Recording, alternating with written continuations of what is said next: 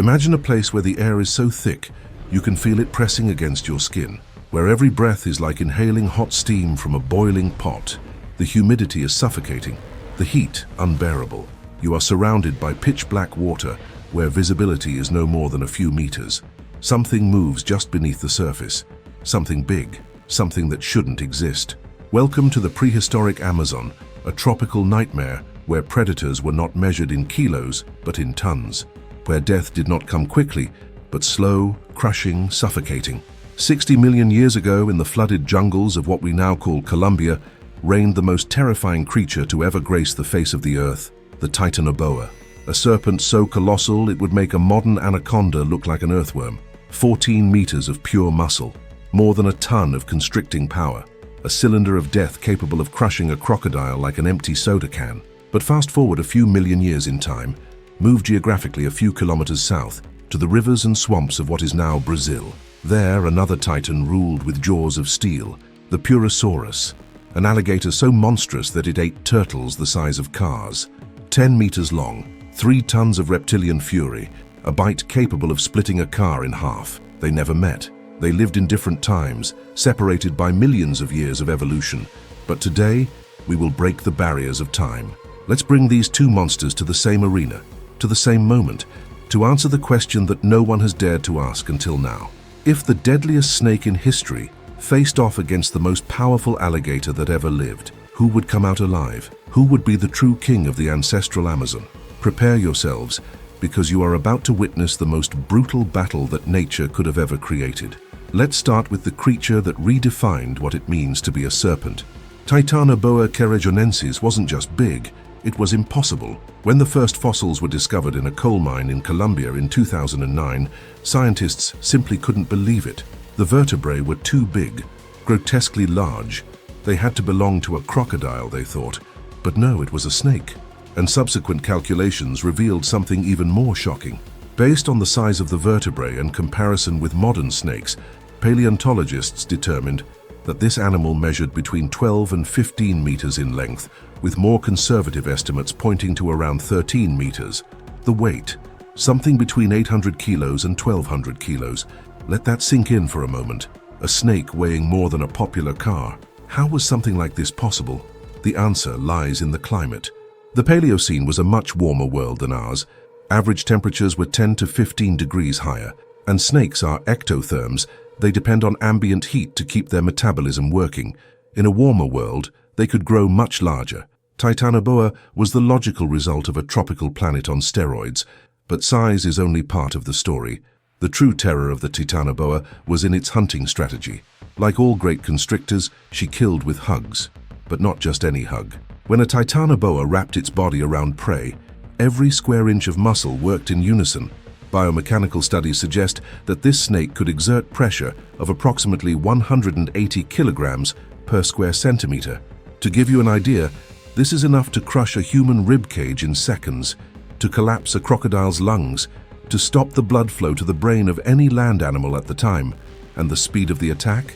Explosive. Modern constrictor snakes can strike in less than a tenth of a second. The Titanoboa, with proportionally more developed muscles, was probably even faster over short distances. She didn't need to run. She was a perfect ambusher. It waited, submerged, just its nostrils above the water, invisible in the dark mirror of Paleocene swamps. When something the right size passed by, it exploded from the water like a meat torpedo. Once the jaws locked on the victim, there was no escape.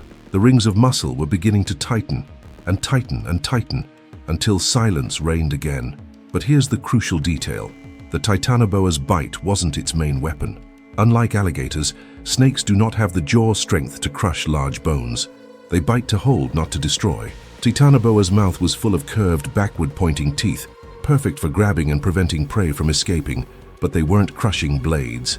His real weapon was that mountain of muscle snaking around his victim's body. And if you're feeling the weight of this absolute force, this power that defies imagination, then mash that like button right now, because you're going to need that energy for what comes next. We are just beginning to understand the brutality that was about to happen in the Amazon swamps. Now let's travel a few million years forward to the Miocene. Between 8 and 5 million years ago, South America was transforming. The Andes were rising, altering weather patterns.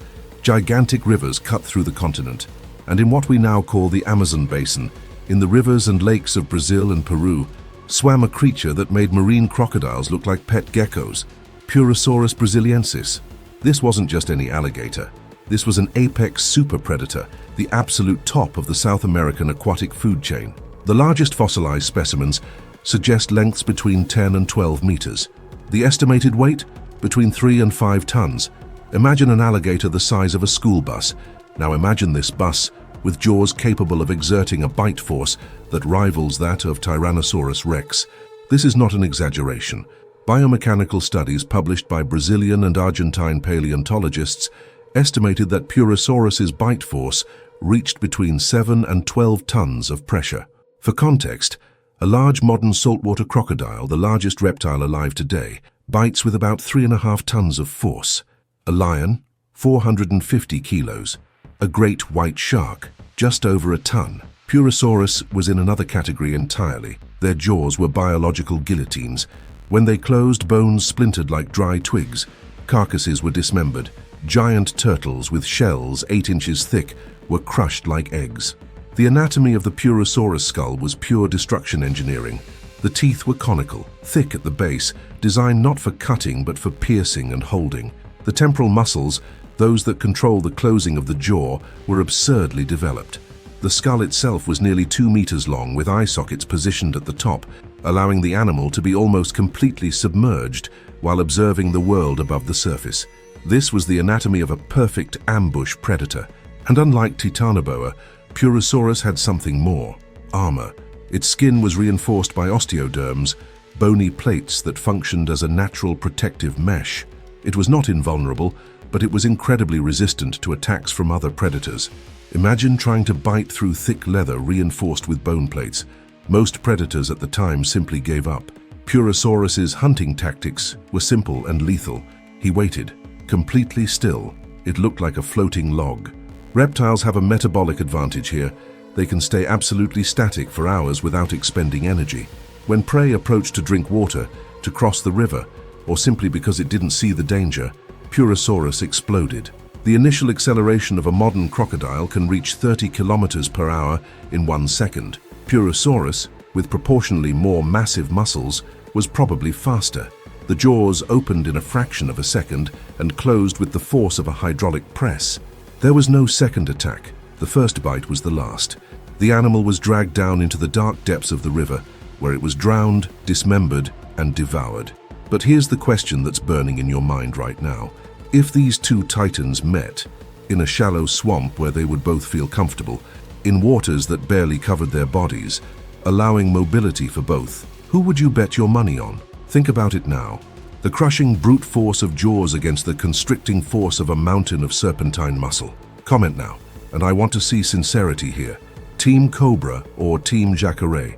The battle we are about to build will depend on your expectations. You will see if you were right or if nature holds surprises that not even the imagination can reach. To understand who would win, we need to analyze the deciding factors. First, let's talk about size and mass.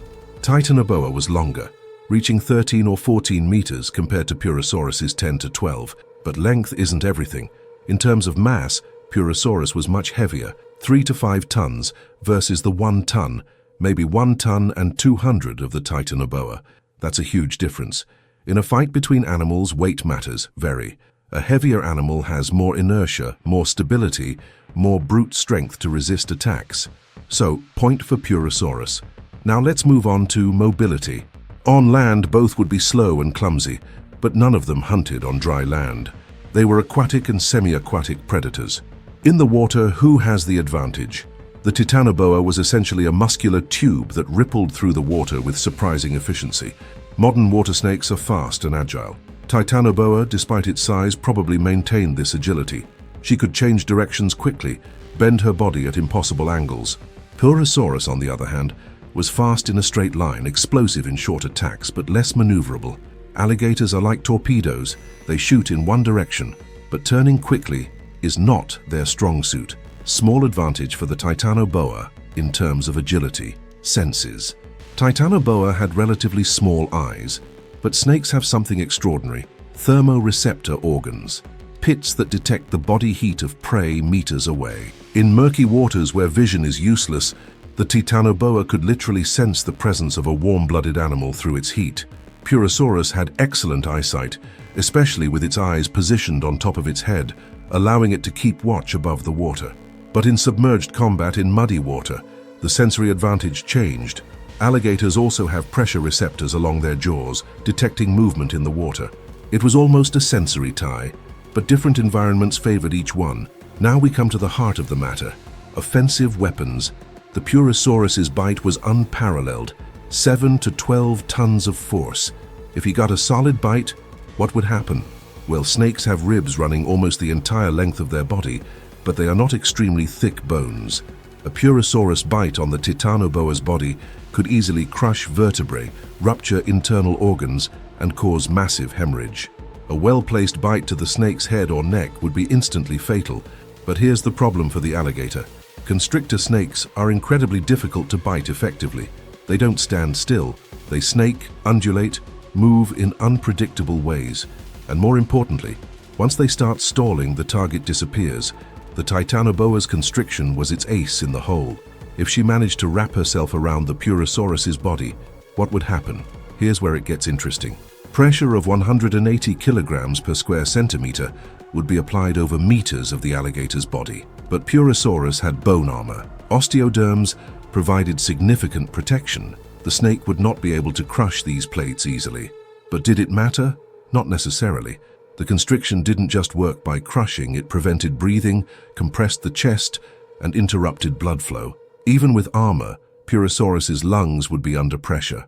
Alligators have a less efficient respiratory system than mammals. They cannot hold their breath indefinitely while fighting. Constant pressure would eventually win. But there is a huge counter-argument here.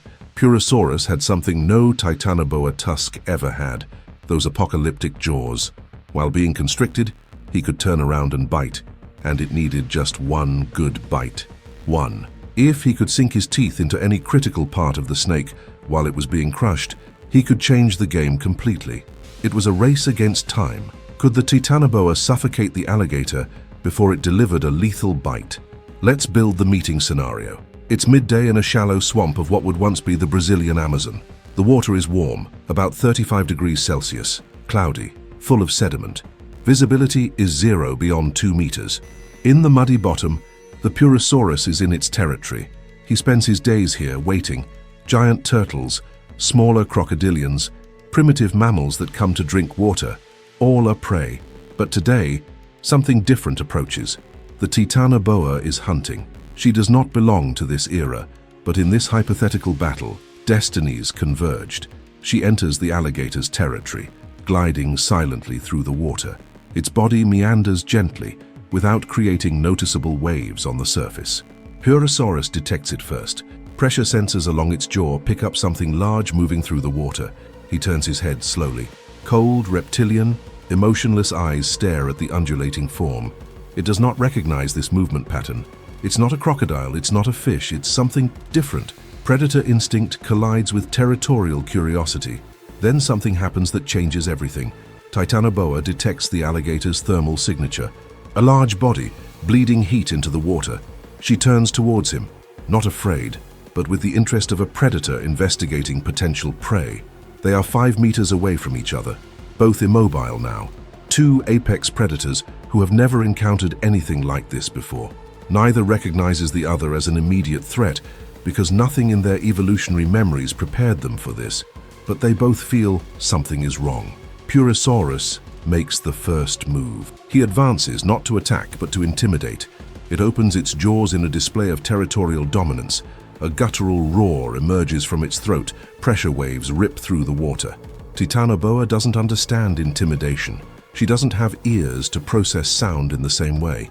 She just feels vibration, and vibration means movement, prey. The snake advances, not explosively, but with the fluidity of something that has killed 1,000 times.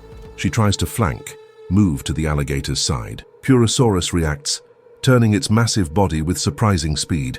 Its jaws open wide, revealing rows of teeth the size of barbecue knives. He lunges, mouth open, straight at the serpent. The Titanoboa dodges, curving its body in an impossible arc. The alligator's jaws close in the water, biting into the void. The impact sound of the jaws slamming together is like a steel trap closing, and at that moment, Titanoboa counterattacks. Its body snakes around Purussaurus's exposed flank. It's too fast for the alligator to compensate. Within seconds, 2 meters of the snake's muscular body is coiling around the reptile's midsection. The pressure starts. The Purussaurus roars, trying to turn its body, trying to bite the snake, but she's at the wrong angle, behind him, out of reach of the jaws. More rings curl 3 meters, 4. The snake is using its upper length now, wrapping not only around the waist, but starting to climb towards the alligator's shoulders and neck. The Purussaurus panics. It rolls, a movement that modern crocodiles use to dismember prey, by rotating its own axis violently. He completes a 360-degree rotation, then another. The strength is immense. Water spirals around them in a vortex of mud and scales. But Titanoboa won't let go. It was designed by evolution to hold prey that rolls, that fights, that tries to escape. Your body adjusts with each turn, maintaining constant compression. In fact, each movement of the alligator allows her to tighten more. It's like tying a knot. The more you pull, the tighter it gets. Now the situation becomes critical. Purussaurus is starting to feel the pressure on its ribs. Even with bone armor, the force is compressing his chest. He needs to breathe, but he can't expand his lungs completely. And in this moment of desperation, he does the only thing that can change the game. With a violent contortion, he manages to turn his head almost 180 degrees, something that alligators can do that seems supernatural. The jaws open and he bites blindly, desperately, trying to hit any part of the snake. Teeth pierce. They find meat. The rear section of the Titanoboa's body is bitten with full force. Muscles are punctured. Bone meets bone. The snake feels pain, probably the first real pain of its life. She squeezes tighter, instinctively in response. But now Purussaurus has an anchor. He starts shaking his head, the death motion that alligators use to tear off chunks of flesh. The snake's skin begins to tear. Blood muddies the water even more. Titanoboa is injured, seriously injured, but she doesn't let go. Here we reach the critical moment. It's a race now. Can the snake suffocate the alligator before it dismembers it? Purussaurus has its jaws locked at 5, maybe 6 meters from the snake's head. It's dealing massive damage, but it's not an immediately fatal bite. Snakes can function with significant damage to the rear body. The vital organs are further forward. Meanwhile, the alligator is rapidly losing oxygen. Your vision starts to darken. Each headshake is weaker than the last. The constriction is expiring. And you know what's amazing? That we are managing to reconstruct this battle with real science, with biomechanics, with behavioral studies. And if you want this channel to continue bringing these epic battles, if you want to see more impossible clashes between prehistoric titans, then subscribe now. Don't miss the next video, because we're going to pit Megalodon against Leviathan. And I guarantee that what you'll see will make this battle look like a playground fight. But back to our fight. Purussaurus is making its final attacks. He gets another bite, this time closer to the snake's head. This is bad. Too bad for Titanoboa. If he manages to crush the skull or cervical vertebrae region, it's over. But the snake, even injured, even bleeding from multiple punctures, maintains the pressure. And now she does something strategic. She begins to wrap around the Purussaurus's head and neck. This is dangerous because it puts it closer to the jaws, but it also means it can begin to cut off blood flow to the alligator's brain. The last 30 seconds are brutal. The Purussaurus tries one more bite, but there is no real force behind it. The jaws open in slow motion, the teeth scrape against scales but do not penetrate. The constriction reached critical point. The alligator's brain is not getting enough oxygen. Your movements become uncoordinated, spasmodic. One last convulsion passes through the massive body, and then stillness. The Titanoboa does not release immediately. Constrictor snakes maintain pressure for several minutes after the prey stops moving, ensuring that death is real. Slowly, cautiously, the rings begin to relax. The snake uncoils, revealing the motionless body of the Purussaurus floating in the murky water. The battle is over, but at what cost? The Titanoboa is seriously injured. Large sections of its rear body were torn apart. She's bleeding. In a natural environment, these wounds could become infected and could attract other predators. This was a Pyrrhic victory. But wait, before we give the final verdict, let's be honest about something. This simulation assumed a few things. He assumed that the Titanoboa managed to position itself perfectly to begin the constriction. What if Purussaurus had hit first? What if that initial bite had found the snake's head? A solid bite to the Titanoboa's skull with 7 tons of force would be instantly lethal. Game over. There would be no constriction. There would be no prolonged fighting. Just a giant serpent with a crushed skull sinking to the bottom of the swamp. And producing content at this level, with this depth of research, with these detailed simulations, is neither cheap nor easy. If you want to support the channel in continuing to bring these scientific battles, these confrontations that no one else is doing with this level of detail, consider clicking on Thanks to May or becoming a member of the channel. Each contribution allows us to invest more in production, in research, in bringing in the right paleontologists for consultation.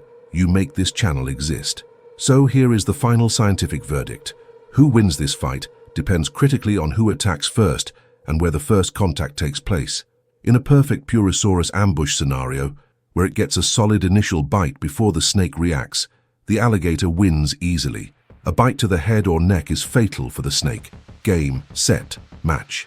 But in any scenario where the Titanoboa manages to initiate constriction without being bitten first, the odds change drastically. Once the rings start to tighten, Purussaurus is in serious trouble. The likely reality is this. In repeated encounters, say 10 times, Purussaurus would probably win 6 or 7 times. Why? Because he had the one-hit weapons. Those jaws were so powerful that they didn't need perfect precision. A bite anywhere on the snake's body would cause critical damage. Titanoboa, on the other hand, needed perfect execution. He needed to avoid the jaws completely while positioning his body for constriction. This is much more difficult against an apex predator that is also trying to kill you. But those 2 or 3 times when the snake won, they would be absolutely spectacular victories. They would demonstrate the pure power of constriction, a force of nature that not even bone armor can resist indefinitely. The Titanoboa represents the murderous efficiency of evolution taken to the extreme. A cylinder of death that doesn't need poison, doesn't need claws, doesn't need specialized teeth, just muscle. Enough muscle to hug the life out of anything it encounters.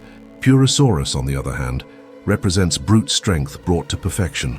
Those jaws weren't just for food, they were declarations of absolute dominance. It was nature saying that nothing in that ecosystem could challenge it. And she was right. For millions of years, Purussaurus reigned unrivaled in the rivers of South America. No predator could compare. No prey was safe. The truth is that both were monsters perfectly adapted to their ecological niches. Titanoboa dominated Paleocene swamps with inescapable constriction. Purussaurus ruled Miocene rivers with unbeatable jaws. If they had actually coexisted, they probably would have avoided each other. Apex predators rarely risk direct confrontation when they can avoid it. There is a lot to lose and little to gain, but in our hypothetical arena, forced into combat, the verdict is Purussaurus has an advantage, with a narrow margin. 65% victory for the alligator, 35% for the snake. And these Titanoboa victories would not be easy, they would be bloody, prolonged battles, where both sides would suffer tremendously. So there you have it, the ultimate battle. The deadliest snake versus the most devastating alligator. And the answer is not simple, it is not clean. It's brutal, complicated, and depends on variables that we'll never know for sure. But that's exactly why it's worth exploring, because nature doesn't give us easy answers. It gives us complexity, nuance, and reminders that the real monsters that walked, swam, and hunted this planet were more terrifying than anything Hollywood could invent. Thanks for staying until the end. Comment below who you think would win, if anything would change in this analysis, and what battle you want to see next. And remember, these monsters were real. They existed, and we're lucky to be here millions of years later, able to study them safely without being in the water when the jaws close or the rings start to tighten. Until the next battle.